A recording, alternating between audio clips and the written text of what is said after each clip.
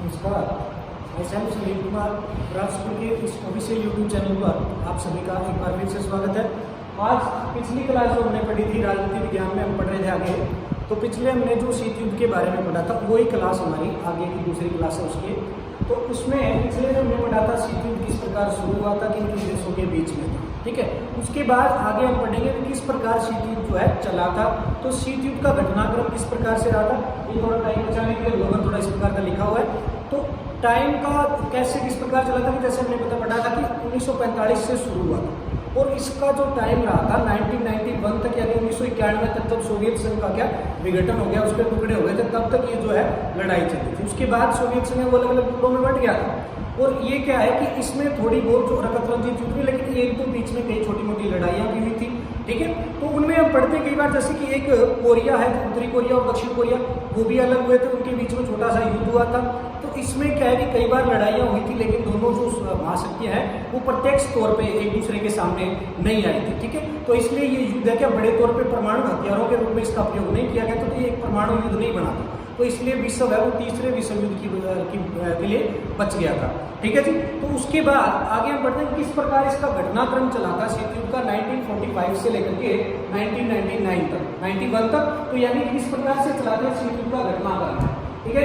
तो सबसे पहले 1947 साम्यवाद को हटाना अमेरिकी राष्ट्रपति ट्रूमैन का सिद्धांत कि 1945 में दूसरा विश्व युद्ध समाप्त हुआ था। उसके बाद साम्यवाद यानी सोवियत संघ की जो विचारधारा उसको हटाने का काम किया गया। यानी अमेरिकी राष्ट्रपति जो हुए थे ट्रूमैन, उन्होंने साम्यवाद जो विचारधारा थी उसको हटाने का एक सिद्धांत दिया, जो क्या है सोवियत संघ को पसंद नहीं है, क्योंकि ये भी एक विवाद का कारण बना, ठीक है। तो इस प्रकार ये घटनाक्रम चलते गए, किन किन घटनाओं की वजह से जो है आगे बढ़ता है।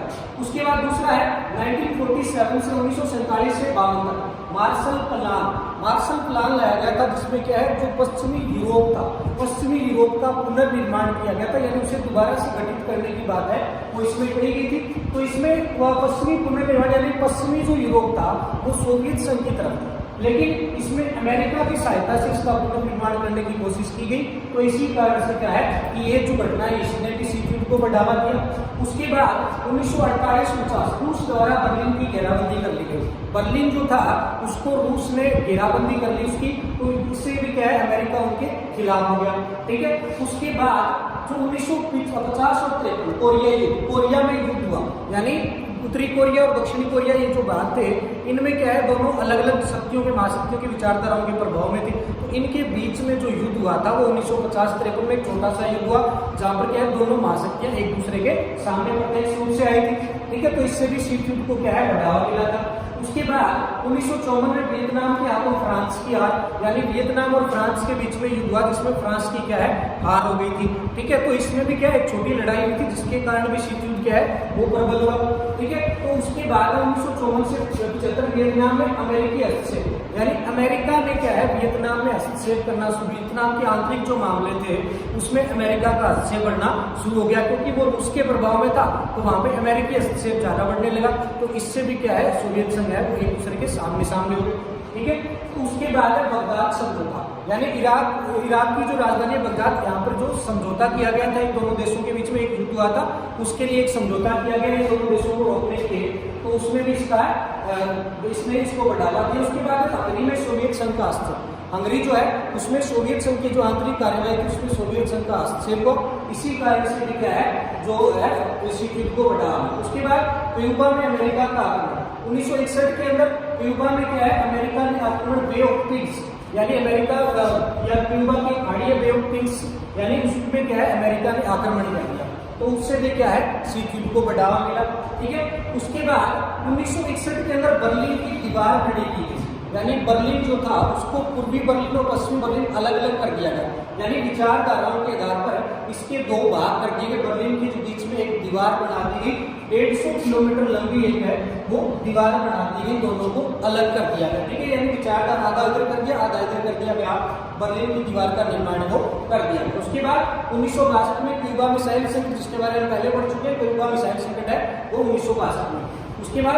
78 और 89 में कंबोडिया में सोवियत संघ का हाथ क्या है, कंबोडिया के अंदर जो है सोवियत संघ ने हस्तक्षेप किया, तो वो भी अमेरिका को पसंद नहीं है। उसके बाद 1985 में जो मिखाइल गोर्बाचेव है वो उसके राष्ट्रपति बने, सोवियत संघ के जो नए राष्ट्रपति बने मिखाइल गोर्बाचेव बने, और उन्होंने यहाँ पर क्या है सुधार करने शुरू कर दिए, यानी अलग अलग उन्होंने सुधार किए, जिसके कारण भी इसमें बढ़ाव मिला। उसके बाद 1989 जो बर्लिन की दीवार 1961 में खड़ी की गई थी उसको गिरा दिया गया।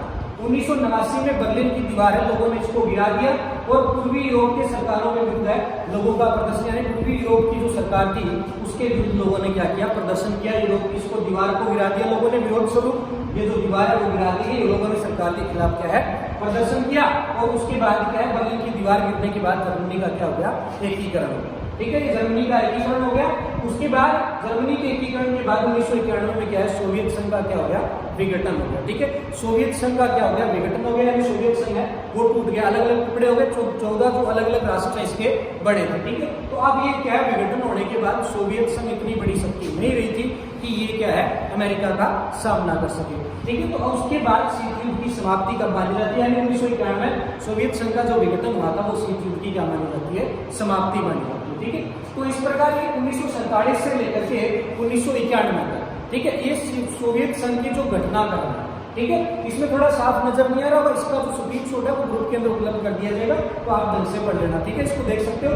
तो उसमें एक बार दोबारा थोड़ा सा देखिए, क्योंकि साम्यवाद को हटाने के अमेरिकी राष्ट्रपति ट्रूमैन का पहला जो सिद्धांत है वो स्टार्टिंग हुई थी उसकी, फिर उसके बाद मार्शल प्लान था जिसमें क्या है पश्चिमी यूरोप का पुनर्निर्माण में अमेरिकी सहायता उपलब्ध करवाई गई थी। उसके बाद 1949 में रूस द्वारा है बर्लिन की घेराबंदी कर ली गई, और बर्लिन में जो अमेरिका ने जो सहायता उपलब्ध करवाई थी वो सामान वो लोग उठा करके ले गए थे। ठीक है, उसके बाद वियतनाम के हाथों फ्रांस की हार हो गई थी, और उसके बाद वियतनाम में अमेरिकी हस्तक्षेप बढ़ गया। बगदाद समझौता है, हंगरी में सोवियत संघ का हस्तक्षेप है, और क्यूबा में अमेरिका ने जो आक्रमण किया था क्यूबा पर, क्योंकि अमेरिका के नजदीकी था इसको वो अपने अंदर मिलाना चाहते थे, तो बे ऑफ पिग्स का जो आक्रमण है वो कहलाता है। ठीक है, उसके बाद बर्लिन की दीवार है वो खड़ी की गई थी, 150 किलोमीटर लंबी एक दीवार बना दी गई थी इसमें। उसके बाद 1962 में क्यूबा मिसाइल संकट की रूस ने अपनी मिसाइलें वहां पर तैनात कर दी थी। उसके बाद कंबोडिया में सोवियत संघ का जो हस्तक्षेप है 1985 में मिखाइल गोर्बाचेव वहां के नए राष्ट्रपति बन गए थे, उन्होंने वहां पर सुधार किए। उसके बाद बर्लिन की दीवार 1999 में लोगों ने गिरा दी थी, और पूर्वी यूरोप की जो सरकार है उनके खिलाफ लोगों ने प्रदर्शन करने शुरू कर दिए। इस दीवार के गिरने के बाद 1990 में जर्मनी का एकीकरण हो गया, और 1991 में सोवियत संघ का क्या हो गया, विघटन हो गया। इस विघटन के साथ क्या की क्या होगी, समाप्ति हो गई। ठीक है, तो इसको क्या है हम लोग ये घटनाक्रम पूरा मानते हैं कि किस प्रकार से ये लंबा जो है चला था। ठीक है,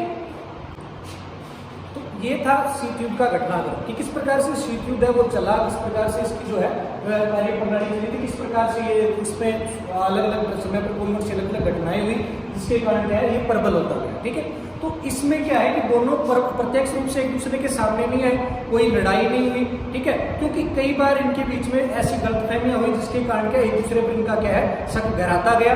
तो इसमें कुछ लोगों का बीच में जो कुछ अलग से जो राष्ट्र हुए थे इन्होंने इसको सुलझाने के लिए सुलझाने के कुछ प्रयत्न भी किए। ठीक है, तो उसमें गुट निरपेक्ष आंदोलन का जो महत्व है वो ज्यादा सामने आता है। ठीक है, क्योंकि गुट निरपेक्ष का मतलब क्या है कि हमने जैसे पढ़ा था दो ध्रुवीयता, दो ध्रुव बन चुके थे कि दो किनारे बन चुके थे, या तो अमेरिका या जो है सोवियत संघ। ठीक है, कि अगर कितने भी नए जो देश आजाद हो रहे थे उनके सामने दो ऑप्शन होते कि आप या तो सोवियत संघ के साथ जाओ या क्या है तो अमेरिका के साथ जाओ। ठीक है, तो इसको हटाने के लिए यानी कुछ दो देश आजाद हुए वो ये नहीं चाहते थे कि वो किसी भी से महाशक्ति के साथ शामिल होकर अपनी आजादी को दोबारा कर। तो इसके लिए क्या है एक जो नए जो कैटेगरी शुरू की गई वो क्या कहलाती है, गुट निरपेक्ष का। ठीक है, तो गुट निरपेक्ष आंदोलन है उसके बारे में पढ़ेंगे हम कि गुट निरपेक्ष यानी इनसे अलग होने के लिए कि तीसरा जो मैटर था कि दोनों के साथ की जो दोनों के साथ नहीं जाना चाहता, यानी एक अमेरिका और दो क्या है सोवियत संघ, यानी जो दोनों के साथ नहीं जाना चाहता वो कहाँ जाएगा। ठीक है, तो इसका जो है समाधान किसने किया, यानी इसको जो गुट निरपेक्ष आंदोलन है इसका किस प्रकार से अस्तित्व में आया। ठीक है, तो गुट निरपेक्ष आंदोलन किस प्रकार कहां तक पहुंचा था। ठीक है, तो गुट निरपेक्ष आंदोलन को शुरू करने में भारत का बहुत बड़ा योगदान। ठीक है, क्योंकि गुट निरपेक्ष आंदोलन कहा जाता है इसे, गुट निरपेक्षता का मतलब है कि किसी भी गुट में शामिल नहीं होना, यानी किसी भी गुट में शामिल ना हो, कि जो ना तो अमेरिका के साथ जाएगा ना सोवियत संघ के साथ जाएगा।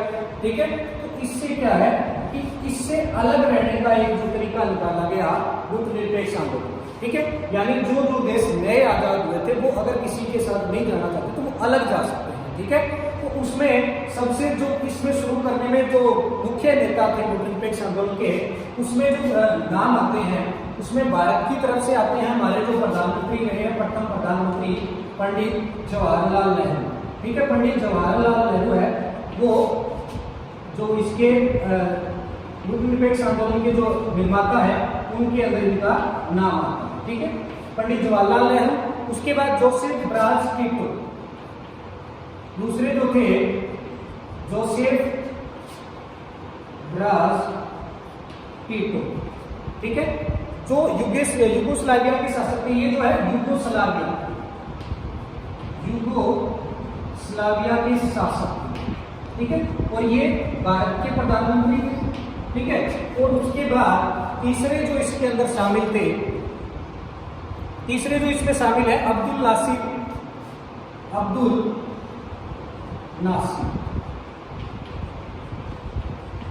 जो इसकी जो शुरुआत मानी जाती है। ठीक है, यानी गुटनिरपेक्ष आंदोलन की शुरुआत इन तीनों ने की। ठीक है, इन तीनों ने मिलकर के, यानी तीनों जवाहरलाल नेहरू के दोनों दोस्त थे, तो ये जो इनका मानना था कि हमें किसी के साथ नहीं जाना, क्योंकि इन्होंने बहुत लंबे संघर्ष के बाद आजादी प्राप्त की थी, तो ये दोनों किसी भी देश के साथ जाना नहीं, किसी भी महाशक्ति में शामिल नहीं होना चाहते थे। तो इसमें उन्होंने क्या किया कि हम क्या है अलग रहे। उन्होंने इन तीनों ने मिलकर के किसकी शुरुआत की थी, जो है गुटनिरपेक्ष आंदोलन की, कि जो कोई देश कहीं नहीं जाना चाहता वो क्या है हमारे साथ शामिल हो सकता है। ठीक है, तो इसमें क्या है, जो मिस्र के, ये जो है मिस्र के थे, ये मिस्र के रहने वाले थे, तो इन तीनों ने मिलकर के क्या है एक ऑप्शन निकाल दिया, जो नए आजाद होने वाले देश थे उनके लिए इन दोनों से अलग एक ऑप्शन बना दिया कि आप अगर इनके साथ नहीं जाना चाहते तो हमारे साथ है वो शामिल हो सकते थे। ठीक है, और उसके बाद इसमें जो इंडोनेशिया के एक और आते हैं, दो नाम और आते हैं इसमें, एक इंडोनेशिया के सुकर्णो और एक वामे एनेक्रुमा, जो क्या थे गाना थे। ठीक है, तो इससे क्या है कि ये जो 5 लोग हैं इन्होंने मिलकर के क्या है एक जो नया जो दौर है एक खड़ा किया है। इन दोनों के अलावा जो व्यक्ति कहीं अलग जाना चाहता था वो इनके साथ शामिल हो सकता था। इन्होंने मतलब कहने को इन्होंने एक गुट बना के इसमें क्या है जो इन दोनों देशों में शामिल नहीं होगा वो इनके साथ जाएगा।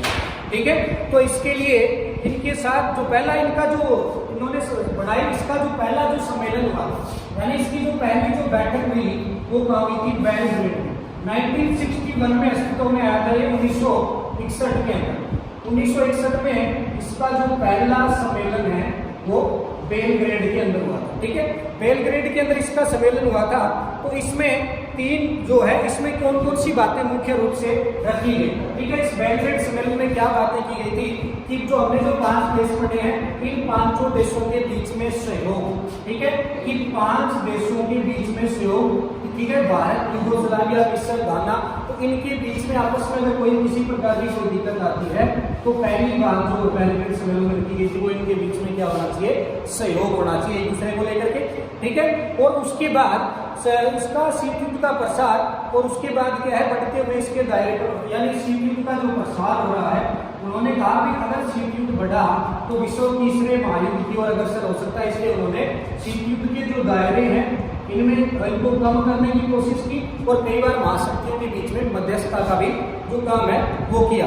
ठीक है, तो इससे क्या है जो इसमें अलग अलग समय पर अंतर्राष्ट्रीय स्तर पर बहुत से नए नए देश आजाद हुए।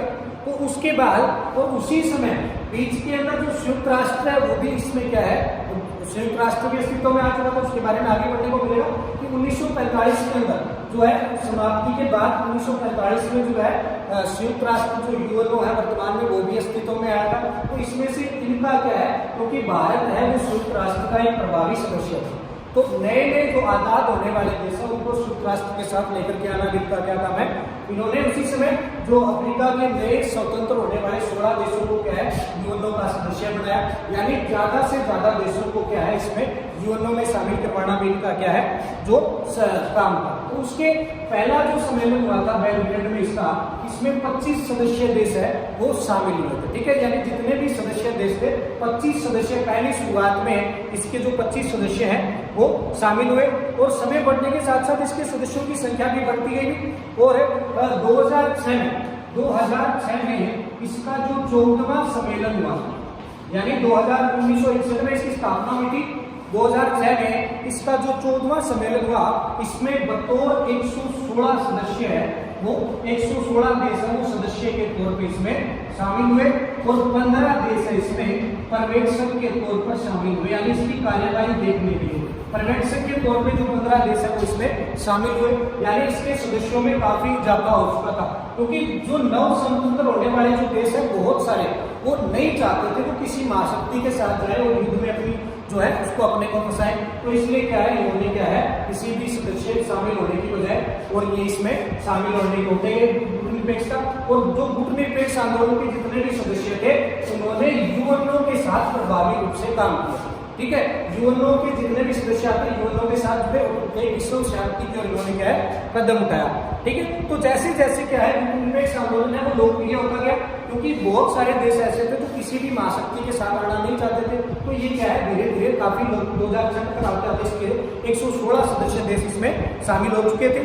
तो जैसे जैसे विभिन्न राजनीतिक प्रणालियां और अलग अलग देशों के इसमें शामिल होते गए, तो इसके मूल स्वरूप यानी जैसे जैसे नए नए देश इसमें शामिल होते गए वैसे वैसे इसके स्वरूप में क्या है बदलाव आता गया। यानी इसमें चेंज से पहले स्टार्टिंग में कुछ और था, बाद में आते आते नई जो नई नई राजनीतिक प्रणालियां आई, लोकतंत्र आया, तो अलग अलग से क्या है इसमें सुधार होते गए, ठीक है। तो इसके लिए क्या है वास्तव में ये मतलब इसको आंदोलन क्यों कहा जाता है, क्योंकि इसमें क्या है बहुत सारे देशों को नए नए देशों को शामिल करने की कोशिश थी, ठीक है। यानी एक विश्व जो है दो ध्रुवीयता हो रही थी उसको समाप्त करना, ठीक है, जो शीत युद्ध का दायरा था उसको समाप्त करना, और विश्व पर जो तीसरे महायुद्ध का जो खतरा मंडरा रहा था उसको भी कम करना, ठीक है। ये जो है गुटनिरपेक्ष आंदोलन के सदस्यों को क्या है मुख्य उद्देश्य था, ठीक है। तो इससे क्या है कि इससे बहुत प्रकार से अंतर्राष्ट्रीय मामलों में अलग थलग रहने या तटस्थता का पालन, यानी इसमें जो लोग थे जितने भी शामिल थे वो अपने को अंतर्राष्ट्रीय मामलों से अलग नहीं रखते थे। यानी ये नहीं कि गुटनिरपेक्ष में शामिल हो गए तो विश्व में उनका कोई लेना देना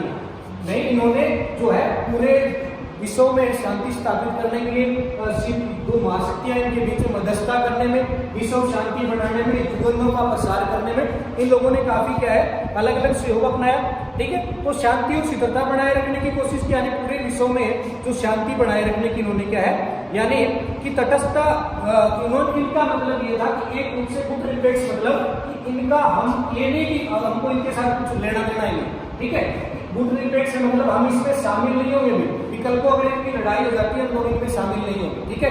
लेकिन अगर इनके बीच में कोई फैसला करवाना है, तो शांति वार्ता करवानी है, तो इनका कोई भी देश इनमें भाग ले सकता है, ठीक है। तो ये क्या थे इनसे अलग इसी तरह से, ठीक है। वैसे नहीं कि इनका इनसे कोई लेना देना नहीं था, ये इनसे पूरी तरह अलग जो है वो नहीं थे। तो उसके बाद जो नव अंतर्राष्ट्रीय यानी इस प्रकार का एक नई अंतर्राष्ट्रीय जो व्यवस्था है उसका निर्माण है, ठीक है। यानी पहले तो या तो सोवियत संघ की प्रणाली या इनकी प्रणाली, तो अब क्या है इन लोगों के पास यानी जो विचारधारा का जहां पर सवाल आता है, ठीक है, कि सोवियत संघ की साम्यवादी पूंजीवादी, तो इसमें क्या है इन्होंने किस चीज को अपनाया, जो मिश्र जो मतलब जो व्यवस्था थी, यानी जिस चीज की इन्हें क्या चाहिए इन्होंने इन दोनों का निचोड़ निकाला, इनमें से जो चीजें अच्छी है वो दोनों उठाई जाए, ठीक है। यानी कुछ जो चीजें हैं यानी जो नई नई अंतर्राष्ट्रीय व्यवस्था है इसमें जो शामिल देश थे इन्होंने अंतर्राष्ट्रीय नई नई व्यवस्थाओं को जन्म दिया, ठीक है, कि कुछ अच्छाइयां इनकी ली कुछ इनकी ली। यानी जैसे हमने अर्थव्यवस्था के अंदर अगर पढ़ेंगे तो भारत की अर्थव्यवस्था जैसे हमने पिछले पढ़ा था मिश्रित अर्थव्यवस्था, यानी मिश्रित अर्थव्यवस्था, यानी हमने कुछ इनसे सीखा कुछ इनसे सीखा, ठीक है। यानी साम्यवादी विचारधारा भी हमने पीछे जो प्लस वन में पढ़ा था पीछे, इस साम्यवादी विचारधारा समाजवादी विचारधारा वो भी भारत के अंदर नहीं देखने को मिलती है, पूंजीवादी है उसके भी कुछ गुण भारत में है, लोकतंत्र है उसके भी कुछ गुण है। यानी इन लोगों ने इनकी जो अच्छाइयां थी उनसे सीखा और एक नई व्यवस्था है, एक नए विषयों का उदय है वो इन लोगों ने किया, ठीक है। तो इससे एक नई अंतर्राष्ट्रीय धारणा का जो जन्म हुआ कि 1972 में संयुक्त राष्ट्र संघ के व्यापार और विकास से संबंधित जो है उसमें एक नया शीर्षक जो बनाया गया कि 1972 में संयुक्त राष्ट्र ने एक नई व्यवस्था लॉन्च की, यानी 1972 में इसके साथ साथ संयुक्त राष्ट्र को अपने तौर पर काम कर रहा था, ठीक है। तो इससे क्या इन्होंने एक जो नई व्यवस्था बनाई वो संयुक्त राष्ट्र के माध्यम से क्या है लॉन्च की गई। और उसकी जो रिपोर्ट है इस प्रकार से वैश्विक रिपोर्ट बनाई गई कि किस प्रकार से जो विश्व की जो अर्थव्यवस्था है वो किस प्रकार से जो है वो चलाई जाए। उसमें एक अलग संयुक्त राष्ट्र ने इन देशों के सुझाव पे एक रिपोर्ट तैयार की 1972 के अंतर्गत। तो इसमें towards a new trade policy for development, यानी एक new trade policy for development, यानी a new trade policy for development, यानी विकास के लिए एक नई जो पॉलिसी है वो बढ़ाई। यानी इन देशों के प्रभाव से, क्योंकि ये जो देश है ये संख्या काफी बड़ी बन जाती है, 116 देश विश्व के अंदर एक तरफ है तो एक बहुत बड़ा बोल है, ठीक है। उनके आधार पे क्या है एक नया जो विकास की करेगी, क्योंकि ये जो देश थे इनमें ज्यादातर जो है विकासशील देश थे, विकसित देश नहीं थे, विकासशील देश थे, गरीब देश थे, छोटे और कमजोर देश इसमें शामिल थे, ठीक है। तो इनके लिए क्या है उन्होंने नई व्यवस्था है जो है विकास के लिए नई व्यवस्था प्रणाली बनाई। तो उसमें क्या क्या चीजें रखी गई कि अलग विकसित देशों को उन प्राकृतिक संसाधनों पर नियंत्रण होगा जिनका दोहन पश्चिम के विकसित देश है। जो यानी इसमें जो व्यवस्था, इसमें पहला पॉइंट क्या रखा गया, यानी ये जो व्यवस्था बनी इसमें जो पहला जो पॉइंट रखा गया कि क्या चीजें बनाई जाएगी कि 1972 में संयुक्त राष्ट्र ने एक जो नई रिपोर्ट प्रस्तुत की उसमें जो पहला जो बिंदु था उसमें कि अलग विकसित जो देश है कि जो देश नए नए आजाद हुए हैं उनको अपने जो संसाधन है, अलग विकसित देशों के जो संसाधन है जितने भी, यानी उनमें कहीं पर तेल निकलता है, कुछ और चीजें निकलती है, कोई संसाधन उनके, तो उनका अपने संसाधनों पर पूर्ण अधिकार होगा। और जिसका दोहन पहले कौन करते थे, पश्चिमी देश जिनका दोहन करते थे, यानी ये महाशक्तियां जिनका दोहन करती थी पहले, उनका जो छोटे मोटे देश है अपने संसाधनों पर पूर्ण रूप से उनका अधिकार होगा, वो जैसे चाहे उनका प्रयोग कर सकते हैं। ये 1972 में यूएनओ की रिपोर्ट में कहा गया। उसके बाद अलग विकसित देशों की पहुंच पश्चिमी देशों के बाजारों तक होगी, यानी अलग विकसित जो देश हैं वो अपने संसाधनों पर उनका क्या है स्वामित्व होगा। और पश्चिम के जो देश हैं, यानी पहले क्या था कि ये देश छोटे देशों के संसाधनों पर कब्जा कर लेते, वहां से कच्चा माल उठाते, अपने देशों में ले जाकर उसको मैन्युफैक्चरिंग करते, बढ़ाते और फिर वापस वही ला करके बेचते। अभी इनको क्या है अपने संसाधनों पर क्या है जो है अधिकार दे दिया कि आप अपने संसाधनों का प्रयोग करें, जैसे मर्जी करें, और पश्चिम के बाजारों में आप जाकर के बेच भी सकते हैं, अपने संसाधनों का प्रयोग करके पश्चिम के बाजारों में आप ले जाकर के बेच भी सकते हैं, ठीक है। उसके बाद तीसरी, यानी क्योंकि जो टेक्नोलॉजी प्रौद्योगिकी, यानी जो भी प्रौद्योगिकी उपलब्ध थी पश्चिम के देशों में, क्योंकि टेक्नोलॉजी ज्यादातर जो विकसित देश थे उनके पास थी। तो अब क्या है कि यूएनओ ने ये कहा कि जो इनकी जो प्रौद्योगिकी है, जो टेक्नोलॉजी है, वो कम कीमत पर छोटे देशों को उपलब्ध करवाई जाए।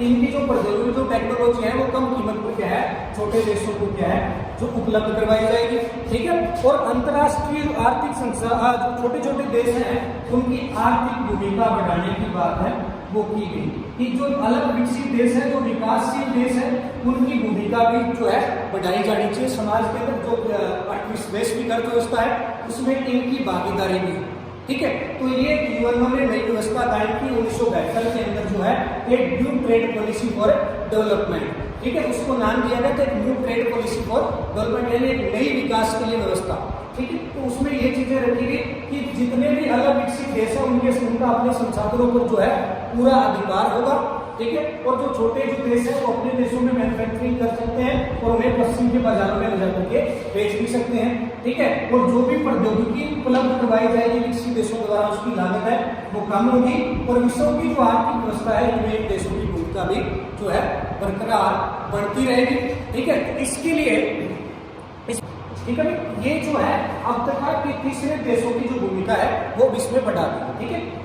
ये जो है आज की हमारी जो क्लास है वो इतनी रहेगी, ठीक है भाई। और इसका जो पहले स्टार्टिंग में मैंने आपको जो पॉइंट बताए थे वो उसका स्क्रीनशॉट है ग्रुप में उपलब्ध करवा दिया जाएगा, ठीक है। और आप अभी अपने आसपास से पढ़ने की कोशिश करें। और एक भाई बच्चों का रिस्पॉन्स थोड़ा कम आ रहा है, हमारे जितने स्कूल के बच्चे वो भी अभी तक हमारे साथ जुड़े नहीं है, ठीक है। तो अपने आसपास के जो बच्चे हैं उनको भी बताएं और ज़्यादा से ज़्यादा चैनल को सब्सक्राइब करें और आगे से बताएं और अपने आसपास से पढ़ने की कोशिश करें। धन्यवाद।